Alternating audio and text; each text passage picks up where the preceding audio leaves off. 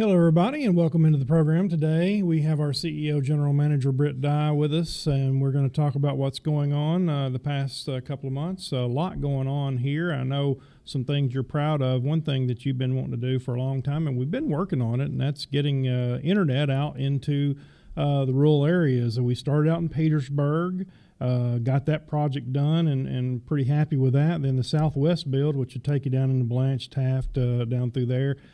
Got that one done. Now we're ready for another big one, and y'all already started working on that. Yeah, we're started actually on the new build up around the north and northeast part of the county. All right, and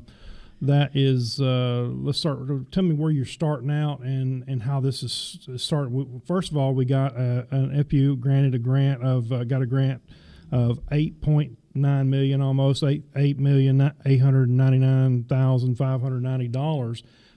Plus, there's some matching funds in there as well. That's correct on the FPU portion, and it helps us hook up on the electric side too, as far as the fiber to control some of our equipment out in the field, so we can have more data coming into the office here. So that'll help us pinpoint our outages a little better as we do this and building more fiber. But we're up around the Petersburg area on Chestnut Ridge. Somewhere along in that area right now, but then we're moving around to the right toward the east part of the county. We've discussed this plenty of times before. You can explain it probably better, what people can expect. I know a lot of people are wanting to know when they're going to get it and that kind of thing, but what is the unserved or underserved? What does that mean? That means there's no services available of any kind if they're unserved or underserved. And the grant funds, as we have explained, if we go into an area that is served by another provider, we cannot build into that area and offer services. We can build through that area, but we cannot offer services if you got a provider with the grant funds. Got it. So one thing about it is we're just not going to be in a situation where we're going to be competing with the people who are already in the market who is actually producing what they call high-speed internet. Now, there are some people out there who do produce internet, but it wouldn't be considered high speed. Is that correct? That is correct. The state's got some guidelines of what you got to be able to provide to customers out there. So, we're trying to be a lot better at that speed right now, but which we are. And, I think later on in the future, they'll correct that with what they call the middle mile build or the end of the line build and those kinds of things. Got it. Okay. Well, we have been working on this for a while, and I guess the process is rolling, but getting the materials in, I'm sure, is an issue which you're dealing with across the whole utility. That is correct. With all of our utilities right now, the supply and demand material, we have transformers that's out better than 60 weeks right now, and the electricians or contractors, they can't get the 400 amp meter boxes right now. They're way out, and it's making it very difficult to provide service when you don't have the right supplies you need to get it done. But transformers are a big concern, and splice boxes, transformer vaults, all those kind of supplies right now are a big concern. And like I said, they're out 50 to 60 weeks. Wow. And what do you think contributes to that? Well, it's labor force is one thing. Material, getting foreign material in to build like your transformer, your core, and your coils, and those kinds of things, and it's just a big issue right now. And I guess you, as a utility, you're trying to actually get the things that you might think you're going to need. You just have to try to get it in here earlier. That's what we've been doing for the last 3 years, and it helped us out a lot. But now everything's getting caught up, with the construction that's going on, and we had a lot of material in stock, but we have been using all that material because we can't get other material. But as we go ahead and got in the slot to get more ordered, but when they tell you it's 60 weeks out, and then we've had some that was out 20 weeks, and then we'll call back, well, now it's out 25 weeks, and then call back again that, well, we're out 30 weeks. So that's what we're dealing with right now. Well, when you think about the materials that we use from, as you mentioned, meters, conductors, utility poles, and I guess piping and everything else, we do use a lot of materials, and then you got to keep them inventoried. It's a pretty big ordeal. It is. I mean, one of the biggest, like our water modules right now, we had them ordered for right at 3 years or a little longer, and they just come in. So we're dealing with it too, just like contractors are dealing with the same issues. Right. One thing that we've had in-house for a long time with SCADA is the outage management system, where we can see when people are out. Now this is open to the public for people to see on our website and things like that, and that's something I know you're proud of, something you've been working on for a long time, which I guess works hand in hand with the AMI, the meter infrastructure system. Yeah, with the advanced meters we have in place now, we have the outages that come in for different parts of the county, and you can go to the website and see exactly where we are. Like the rolling outages that we had to have, it came up on the map as well, and we had some yesterday during the strong winds that we experienced, and had a little bit of damage, but wasn't nothing major. But it's all on the outage map now. Yeah, and you can actually see if you're out, and you can also still report an outage through Smart Hub. The Smart Hub is another you can see the outage management through Smart Hub. Plus, Smart Hub's a way you can report an outage, and we also still want you to call 433-1522 if you see if you have an outage and you don't think we know about it for sure. That's correct. Yeah. Your tree trimming crews, I'm sure they're working everywhere trying to get ready for the spring storms, but tree trimming is something it's a full-time job for you. Every day, and we can't never get caught up, because by the time you get through the system somewhat, it's time to start all over again. So they're trimming a lot of right-of-way. We're cutting further back now than what we used to, which is helping us out tremendously for the danger trees, we call them. And but they're really, really busy, and please work with them and let them cut trees, and that'll cut down on the power outages. It's amazing how fast trees grow these days. Seems to be faster than ever for sure, because you'll cut something back. I mean, I've actually, in my time being here, I've seen it completely cut down and go back by, and it's already back up in the power line. Yeah, and you look at all the rains we've been having, is helping the trees grow. Plus, you don't hardly run out of your seasons anymore. If you have a good fall, or if it's a big winter, or if it's a good spring, it all runs together now. So like right now, look at the temperatures we're having in the month of February. Yep. One thing that we have too, you might explain some of the equipment that we have. People might see out in the field with tree trimming ones. I think we have 2 giraffes, correct? We got 2 giraffes. Reaches around 70 foot to get the top of the trees cut, and cutting back on one side. Then we have a skid steer out there with a mulching head on it, and the tiger cat we have out there running up and down the right-of-ways. Yep. And the giraffes are really long, 70-foot arm, like you said, with a saw on the end, and it takes down. So it really knocks back some trees pretty quickly, and that's a nice piece of equipment. And that equipment's extremely expensive. It looks expensive anyway. Yeah, that it is. And if you check on the price today, it's almost double of what we paid for it back when we bought it. So everything's gotten really expensive. And I'm sure with that kind of work and the terrain it goes through, it's a lot of maintenance involved keeping those up. A lot of maintenance on it, because it is rough terrain, and nothing simple out there when you go to cutting trees in the right-of-ways. It's amazing what kind of terrains we have in just Fayetteville, Lincoln County for sure, because there's some areas that I don't know how you get to be honest, but we make it. We do. Got to make it through there. Let's talk about water and wastewater. One thing that we have problems with is fats, oils, and grease. People put that down the drain.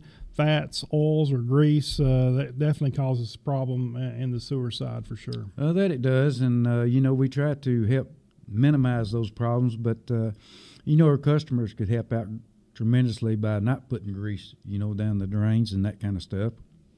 Because over time it hardens and gets in the main line, and then we have to go out and jet it and clean it all out again, and a lot of it's in the new infrastructure that we just put in place. It's causing problems, but don't put grease down the drain. That's right. So when you get through cooking, if you have any grease, put it in the garbage can and throw it away. That's what we want you to do, and it would sure help us out and sure help out our sewer system. Another thing, flushable wipes, just because they say they're flushable does not mean they are flushable. No, they're not flushable. No. I mean, we have more problems with flushable wipes than we have with anything, so they're not flushable.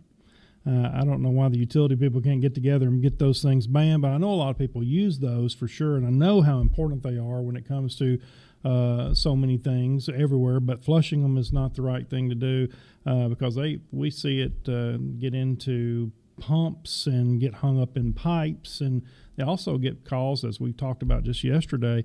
They cause your own plumbing problems inside your own house. Yes, they will, and it's very expensive now. If you call a plumber to come out and do some work for you, it's gone way up on that maintenance part of the lines too. Yep. So whatever you do, just don't flush those unflushable wipes, whatever you want to call them. They call no flush wipes. No flush. Do not flush. Do not flush.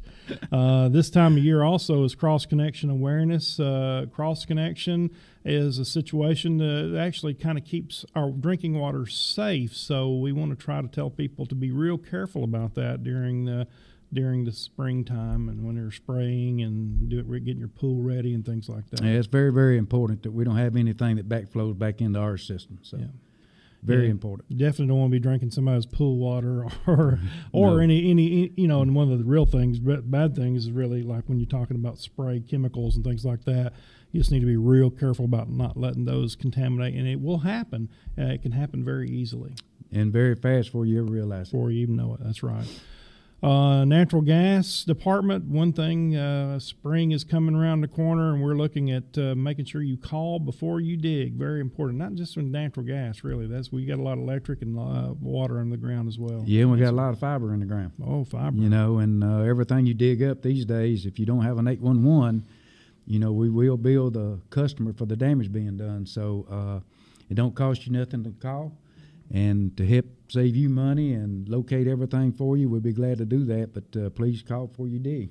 I've seen some pretty expensive bills on where people didn't call and just thinking there's no way there's any kind of infrastructure right here.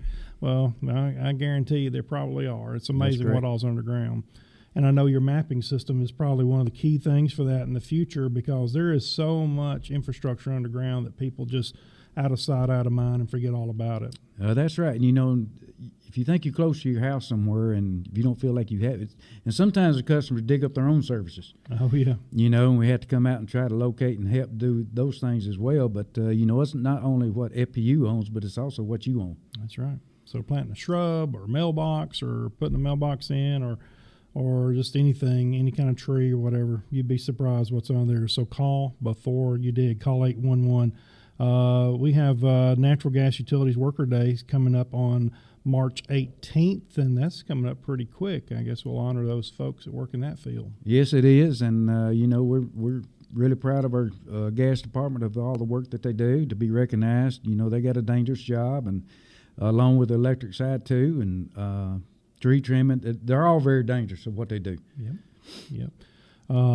Then both the Tennessee House and the Senate is expected to probably pass a bill to permanently designate Line Workers Appreciation Day. That's coming up, and that will be the first of its kind in the whole country. Now, we've always done it, but this is fixing to be an official day. Yeah, and right now they're looking at the second Monday in April. Oh, okay. Wow. Is the day that they're looking for to make it an official Line Workers Appreciation Day. Very good. When last year, one of the bills was to try to make linemen first responders, because if there's a wreck or a fire, they're usually first on the scene to try to get everything turned off. And so you got that passed last year, I think. Well, we tried to get part of it passed. I don't think we're actually considered first responders per se, like you firemen and those kind of folks. But we are first responders, and and that's with all the utilities, because a lot of times, it don't matter if it's a gas call, electric call, and you're right, most of the time we are the first ones there on the scene. Yep. Well, one thing too is we have all of our crews working, and you've got them out scattered all throughout the county. We want to try to ask the public to be careful when they're on the side of the road and move over. Be careful when they work going around a work scene. Yeah, and that's another bill that's on the table that the fines are being increased tremendously, for not moving over. So that's something else to think about. Yeah, it is the law, and so we want to make sure no matter what's on the side of the road, especially some of our guys out working, they're focused on their jobs. They do have a dangerous job, as you mentioned, and not only the dangers of just cars within feet from where they're working is just crazy sometimes. As we've been out, me and you both been there, and people got a lot on their mind, maybe on the phone or whatever, but we ask that you just please move over. And if you can't move over, slow down as you go by our guys, because you want them to go home the way they came in each day. Yeah, that's what I tell them all the time. Be sure we go home the same way we showed up. But, we've had cars to come by working on the side of the highway, and we've had signs out, and we've had cones out, and the signs has been run completely over. Cones has been run completely over. And, if you really get to thinking about it, that could have been a human standing out there. Absolutely. Because we try to set up and do everything we're supposed to do by the codes, and it's just not good if you got somebody on a cell phone or looking off somewhere else and, run over one of our employees. That's right. These are our friends, our coworkers, and families, so we want them to please be careful as you drive by.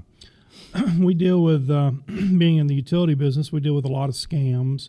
There's just probably a new scam every day, but solar scams is a big one right now where people think they're getting a good deal or might not, but you might talk a little bit about that. Well, we got Nathan Taylor's one of our employees here, and he's with the key accounts, and he does the solar projects, and he'll be glad to talk to anybody about, what they might think would work or not. But we don't know who all the good ones are.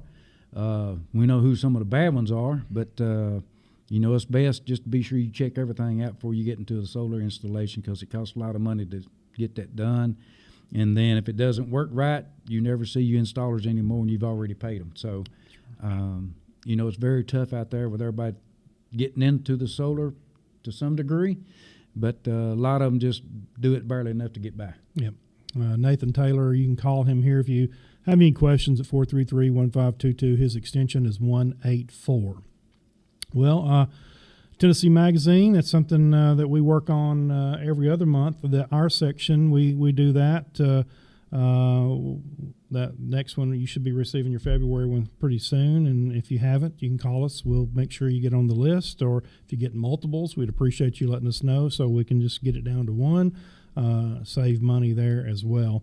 Another thing, the short story writing contest, the Washington Youth Tour short story writing contest has begun in all the high schools, and we're supposed to have that done by March 1st. March 1st is right around the corner, Britt. What this week? Tomorrow. That's a little earlier than I thought. But if you got any questions on the short story writing contest, you can contact Maggie Cunningham or Nikki Tucker here at FPU.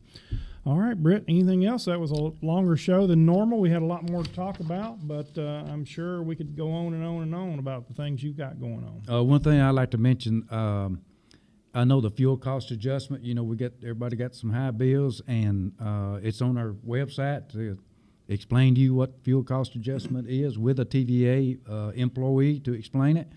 So if you got any questions about what it is, I would ask you to go to that website, our website, and look at that and see if it makes you understand. Nobody wants to understand the fuel cost adjustment because it's really, really high based on energy. And I know the month of March it will be going down some, and plus we go into a transition month in March, April. Okay. So that'll be good too. That's true.